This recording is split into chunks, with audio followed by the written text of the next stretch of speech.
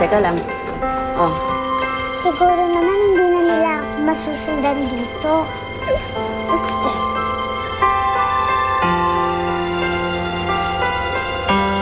Lala Crising, ayaw niyo po ba na nandito ako?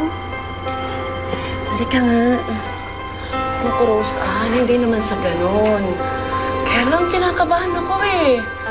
Di ba hinahanap ka na ni Mr. D? Tsaka yung mga magulang ni Darling na kapag nalaman nilang nandito ka, siguradong magagalit yun. Sigurado naman hindi naman makikita si Rose Ann dito eh. Ang laki-laki ng bahay natin.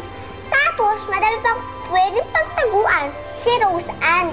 Nagkasya nga siya sa likod eh, ng van. O, di ba? O. Naya, sige naman please. Ngayong gabi lang naman.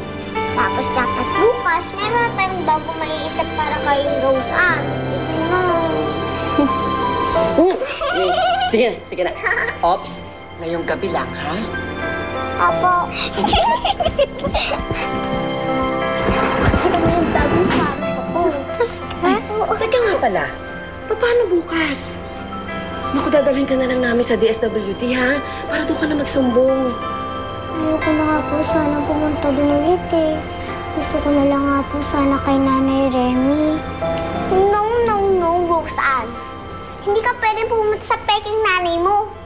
Alam mo, sigurado ako, makakita ka agad nila Mr. D. Saan ako pupunta? Ako na mag-iisip para sa'yo. Pasok mo tayo sa loob ng bahay, ha? Sige. Teka. Ay, sandali. Hoy! Hoy! Lumabas kayo dyan! Ilabas yung anak ko, Rosan! Ilabas yung anak ko! Sino ba yun?